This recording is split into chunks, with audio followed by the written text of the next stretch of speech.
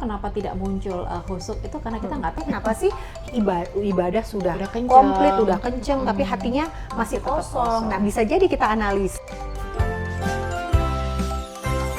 Obrolan Ruang Tamu. Assalamualaikum warahmatullahi wabarakatuh. Jumpa lagi dengan kami di Obrolan Ruang Tamu. Ya, di episode kali ini masih bersama teman-teman saya yang solihah, bukan soleh ya, solihah. Mama Ica dan Kak Zuli. Gimana kabarnya, sehat? Alhamdulillah sehat. Hatinya bahagia, Insya Allah semangat luar biasa. Oke, kita akan seperti biasa ngobrol-ngobrol masalah-masalah yang sering kita temui sehari-hari, dan ternyata memang kita itu harus peka ya untuk membicarakan hal-hal yang nampaknya kecil-kecil tapi ternyata penting loh untuk kita omongin. Betul. Nah, saya tuh sering ya ketemu dengan orang yang ngomong kayak gini nih, aku tuh sudah rajin sholat loh, bahkan aku tuh sholatnya aku tambahin sholat sunnah gitu, aku juga baca Quran aku tuh ini loh udah 1 juz loh dok setiap hari gitu, tapi kenapa ya kok aku tuh hatinya tuh masih kerasa hampa, aku masih mudah galau, kayak gelisah gitu. Pernah nggak sih Mbak denger orang curhat kayak gitu? Sering, dan bahkan dulu saya juga mengalami dulu sebelum bahkan hijrah mungkin itu dok. sekarang pun mungkin sesekali masih ada seperti itu ya. Kan karena naik turun ya iman itu ya. Ya, karena setan tuh emang suka banget ya nyelinap dimanapun dia suka. Iya, gitu. nggak Pada saat rela kita kan kosong. dia kalau Nggak rela kita kalau kita itu fokus bisa banget gitu. fokus Kita fokus dalam dan ibadah. menghayati ibadah. Ya, nah ini sebenarnya apa nih yang menjadi mereka tuh bertanya-tanya.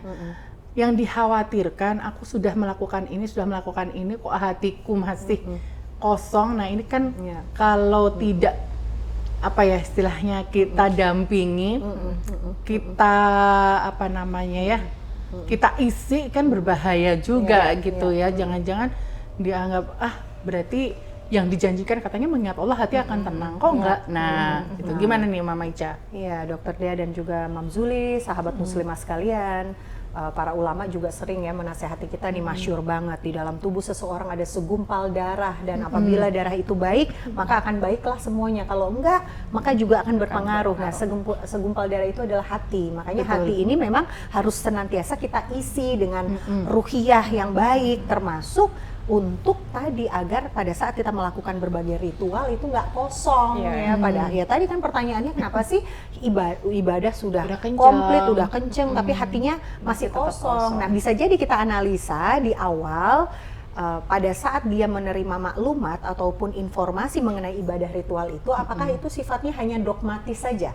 Dogmatis itu pokoknya atau ritual ritual, misalkan kan makan makan kita 3 kali sehari, makan dulu makannya, tapi makan itu sebetulnya untuk apa sih? Untuk mengisi energi, kita menyadari bahwa tubuh kita memiliki kebutuhan, harus halal dan thayyib, misalkan harus baca basmalah dulu, makanan adalah bentuk rizki dari Allah. Nah, ini kan adalah hakikat dan juga pemaknaan lebih mendalam yang sehingga akan membuat kita kaya dalam penghayatan di perilaku tersebut, termasuk dalam mendirikan atau menjalankan ibadah ritual. Makanya kan mengerjakan sholat dengan mendirikan sholat itu berbeda.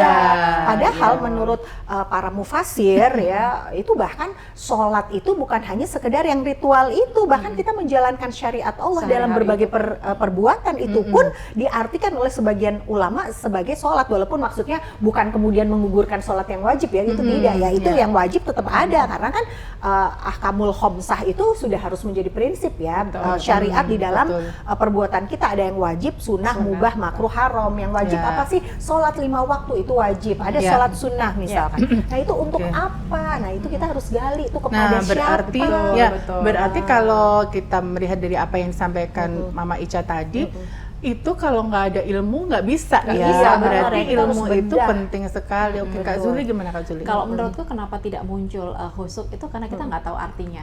Ya, jadi ilmu lagi ya. Kita sholat gitu, kita paham arti, itu akan merasa ihdinas syiratal mustaqim. Ngerti kan bahwa di dalam salat kita itu kan berapa kali kita baca 17 berdoa ya. Al-Fatihah ya, sehingga kalau kita tahu Masya Allah kita tuh minta sama Allah mudah-mudahan dilindungi gitu loh pada saat nanti ketika kita di akhirat ya diminta pertanggungjawaban segala macam. Maka kalau kita tahu artinya ya kita akan merasakan khusyuk dan nikmatnya sholat. Sampai pada saat kita di antara dua sujud itu ada kalau misalkan aku pengen minta rezeki segala macam loh, di dalam sholat pun itu kita juga ada doa minta rezeki kan. Maka sebenarnya kalau kita paham arti dan benar-benar merasakannya dengan begitu nikmat, sholat itu benar-benar luar biasa, akan kerasa tidak hanya sebatas kekosongan melakukan kewajiban, tapi juga atas dasar karena kita tahu dan tujuan kita goalsnya adalah akhirat bukan dunia. Maka kenapa terjadi kekosongan ya karena kamu sholat itu hanya untuk tujuan minta dunia. Tetapi kalau kamu sholat mintanya akhirat, itu akan memberikan dampak yang luar biasa untuk tubuhmu, untuk akal sehatmu, dan untuk jiwamu ke depannya nanti. Menurut saya seperti itu sih. Paham arti itu penting juga. Jadi dari apa yang disampaikan Mama Zuli dan Mama Ica dan Kak Zuli tadi, nah aku jadi inget nih, kayak di episode pertama dulu kita pernah ngomongin masalah jiwa ya. Oh iya, betul. Jadi jiwa itu luas sekali, mendasari semua hal dalam kehidupan kita. Jadi intinya kita ini perlu punya kesadaran di mana aktivitas jiwa kita. Jadi misalnya tadi sholat gitu, apakah ini hanya di tatanan nafsu aja syahwat, oh ya aku udah sholat nih, udah memenuhi kewajiban gitu kan, atau sampai kepada akal, oh ya aku sudah sholat karena memang kewajiban seorang muslim sholat 5 waktu, berarti aku katanya sholat ini bisa sabar dan sholat sebagai penolong gitu ya. Tapi apakah yang lebih tinggi lagi nih sampai kolbu kita yang sudah diliputi oleh al-adl. Nah, ada dalam jiwa itu istilah al-adl atau keadilan atau syariat atau ilmu. Nah, jadi ini yang akan membawa tingkatan jiwa kita tuh makin naik level gitu. Jadi kalau tadi Mama Ica bilang ketika kita makan tuh kemudian kita menyadari nih, oh ini rezeki dari Allah, kita bersyukur gitu ya, kita makan ini bukan untuk hawa nafsu ngenyangin perut, tapi tadi supaya badan kita tegak, bisa beribadah, bisa beraktivitas. Itu kan levelnya sudah di kolbu ya, dimana kita menyadari fitrah kita sebagai manusia dan kemudian tetap kepada mentauhidkan Allah gitu. Jadi itu tadi kalau kita menghubungkan dengan kesehatan jiwa, maka kita harus senantiasa menyadari gitu apa yang semua kita lakukan ini level jiwa kita ada di mana, sehingga tadi setiap ibadah, amalan apapun yang kita lakukan itu akan beda tingkatannya kalau kita sudah menyadari level jiwa kita. Maka kalau sudah sampai pada tadi mentauhidkan Allah ya, dan sampai di level itu butuh tadi ilmu. Jadi kita butuh ilmu tentang ya kalau ketika kita beramal ya ilmu-ilmu tentang amalan-amalan yang kita lakukan itu memang harus kita pelajari gitu. Ya ada yang bertanya gitu. Jadi pas kita nonton satu kajian gitu ya secara online waktu itu membedakan ujian dan azab gitu ya. Kemudian ustadznya bilang jadi memang untuk bisa kita itu merasakan perbedaan ujian dan azab, kita itu harus punya ilmu. Ternyata ditanya gitu, itu ilmu apa ya yang dimaksud? Nah ini ternyata teman-teman masih banyak yang belum paham bahwa tingkat ilmu yang wajib itu ya ilmu agama gitu. Dan ya itu sebagai tuntunan, kembalinya ke basic lagi ya, bahwa itu memang tuntunan hidup kita. Jadi agama itu adalah SOP manusia dalam menjalankan perintah Allah dan menjauhi larangan Allah.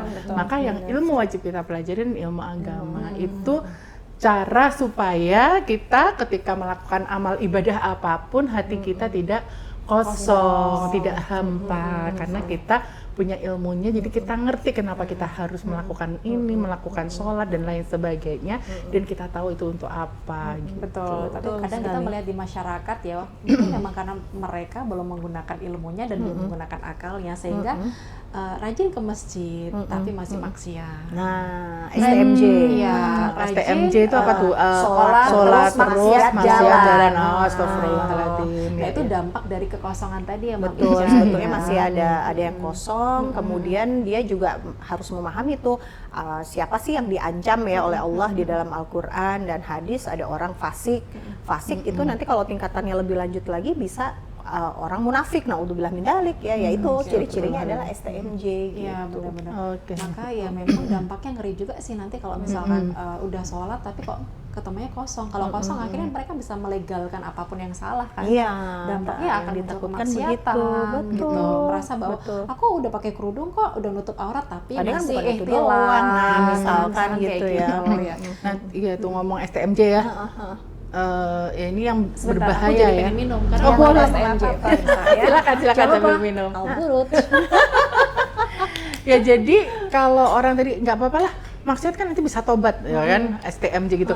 Nah ini kita jadi inget ya bahwa kenapa kematian itu dirahasiakan. Nah ya nanti kita next episode akan ngobrol nih tentang kematian. Ternyata kita harus mengilmu juga loh tentang kematian ya. Iya, Jangan sampai kita tertipu dengan dunia ini betul, dan kita nggak sadar ternyata kita melek-melek bukan di dunia lagi gitu kan. Itu sebenarnya relate juga dengan materi-materi sebelumnya yang saya sampaikan bahwa hidup ini harus magic karena apapun yang kita lakukan harus bernilai ibadah. Betul. Tadi saat mati pun juga kayak yang dokter dia sampaikan juga waktu itu kita bisa mati dalam keadaan sebaik-baik iman, Betul. sebaik-baik ketakwaan kepada Allah Subhanahu wa taala. Masya Allah, harus dikuatkan lagi iman dan ilmunya.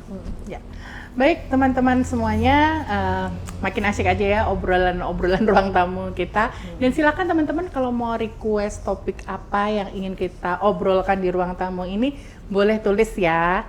Nanti apa requestnya untuk kita obrolin dan kita belajar carikan solusi Islamnya gitu.